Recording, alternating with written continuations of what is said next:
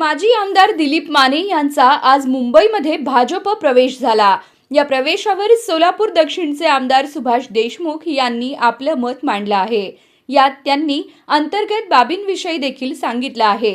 सगळी प्रोसेस सांगत देशमुख यांनी आपली भूमिका स्पष्ट केली आहे। बघा सुभाष देशमुख काय म्हणाले।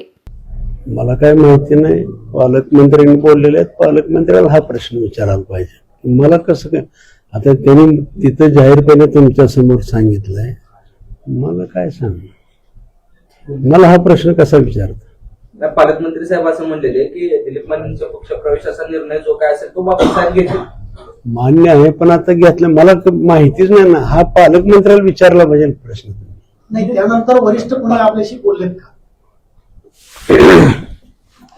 मला असं वाटतं की काल माननीय मुख्यमंत्री महोदयांची चर्चा झाली आणि मी माझ्या दक्षिण मतदारसंघातल्या काही शहरातल्या लोकांच्या भावना ह्या लोकांनी कार्यकर्त्याकडे सादर केल्या आणि मध्यंतरीच्या काळामध्ये कार्यकर्ते माझ्याकडे आले किंवा नागरिक म्हणतात की काय काँग्रेसची लोक येत आहेत, प्रवेश देत आहेत, देऊ नये असं नागरिकांचं मत आहे।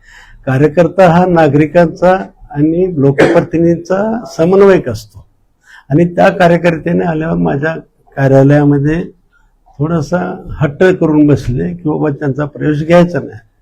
मी म्हटलं माझ्या हातात नसतंय, ते प्रदेश ठरवत असतंय, आपल्याला विचारलं तर तुमच्या भावना कळवतो मी। आणि मग त्यांनी माझं कार्यालय सोडून आपलं जिल्हा कार्यालयात त्यांच्या भावना व्यक्त केल्या आणि त्या भावना मी माझ्या स्वतःवर माझ्या मतदारसंघाच्या कार्यकर्त्यांनी त्या भावना व्यक्त केल्यात आणि त्या भावना मी माझ्या पद्धतीनं माझ्या स्वतःवर घेतल्या। मी प्रदेशाला या सगळ्या गोष्टी सांगितल्या। कालही मला ज्यावेळेस मुख्यमंत्र्यांनी विचारलं, मी म्हटलं आजही भावना त्याच आहेत नागरिकांच्या, कार्यकर्त्यांच्या। प्रवेश घ्यायला माझा कोणताही नकार नाही, कार्यकर्त्यांचाही नकार नाही, फक्त कार्यकर्त्यांची भावना आहे। तुम्हाला माहिती, लोकांच्या निवडणुका झालेल्या आहेत,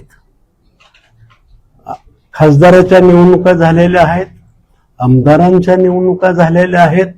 आता आमच्या निवडणुकीला तुम्ही आमच्या बरोबर भागीदार का आणून देता? आमच्यात भागीदार करू नका।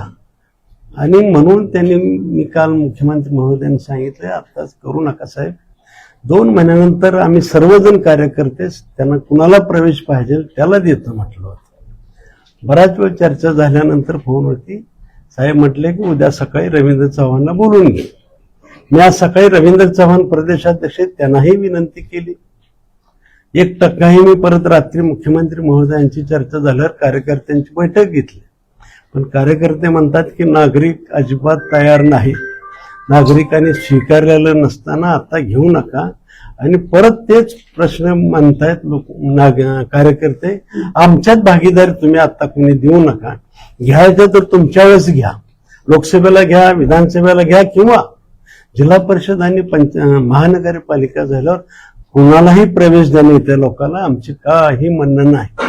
नसेल तर यावेळेस मग विधानसभे माननीय मुख्यमंत्री महोदय त्यांना कोणत्याही प्रकारचं तिकीट दिलं जाणार नाही असं मुख्यमंत्री म्हटलेत। मी तेही निरोप सांगितला प्रदेशाध्यक्षांना, प्रदेशाध्यक्षांनी सांगितलं की त्यांना कोणतंही तिकीट द्यायचं नाही, साहेबांनी त्यांच्याकडनं शब्द घेतलाय। आणि मी म्हटलं मग तिकीट द्यायचं नसेल तर मग आज प्रवेश कशाला करता? पण मला असं वाटतं की तरीपर्यंत त्यांनी घेतलेलं आहे। मी 1%चाही होकार दिलेला नाही, त्यांनी मी मला सांगितलं नाही, किंबहुना प्रदेशाध्यक्षांनी मला सांगितलं मी तुमचा परत एकदा निरोप मुख्यमंत्री महोदयांना कळवतो आणि परत तुम्हाला सांगतो काय झालंय। पण तोपर्यंत 1 तासाभरात तर तास 1.5 तासामध्ये साधारण मला तुमच्या मार्फत ह्या सगळ्या बातम्या कळालेल्या आहेत। तुम्हाला कुठेतरी अंधारात ठेवून किंवा तुमच्यावर अविश्वास दाखवत हा प्रवेश आला असं म्हणता येईल का? तसा अविश्वासाचा विषय नाही, पण भारतीय जनता पक्ष प्रदेश असेल केंद्रात असेल, भारतीय जनता पक्ष वाढावा, पक्ष वाढावा, तळागाळापर्यंत जावा ही भावना आहे। परंतु मला असं वाटतं की आम्ही त्या उद्देशानेच लढलेलो आहे। मला आठवतं की 2004ला सोलापूरच्या जनतेने मला काही नसताना सुद्धा प्रतिसाद देऊन मला ह्या सोलापूर जनतेने खासदार केलं. इथून मी परत माढ्याला गेलो. माढ्याला लढलो. माढ्याला खूप चांगली मतं पवारसाहेबांच्या विरोधात लढली. तिथून तुळजापूरला गेलो. तुळजापूरलाही मला चांगली मतं मिळाली. 11th आवरला जाऊन सुद्धा. शेवटी पार्टी प्रयत्न करत असते, वेगवेगळे प्रयोग करत असते की बाबा वेगवेगळी माणसं आली पाहिजे, पक्ष वाढला पाहिजे. स्वाभाविक आहे ते, काय म्हणजे असं विश्वास अविश्वास वगैरे नाही. पण मला असं वाटतं की थोडस जो फीडबॅक असतो तो चुकीचा जात असेल असा एक तर्क आहे माझा. जो माझ्या माहितीनुसार 2014ला माझ्या मतदारसंघामध्ये जिल्हा परिषद सदस्य एक नाही, सरपंच एकही नव्हता, पंचायत समिती आपल्याकडे नव्हती. त्याही काळामध्ये मला असं वाटतं की मी एकटा आमदार होतो ग्रामीणला, तरी सुद्धा पंचायत समिती सभापती भारतीय जनता पक्षाचा झाला होता, असा माहिती म्हणून मी सांगतोय मी.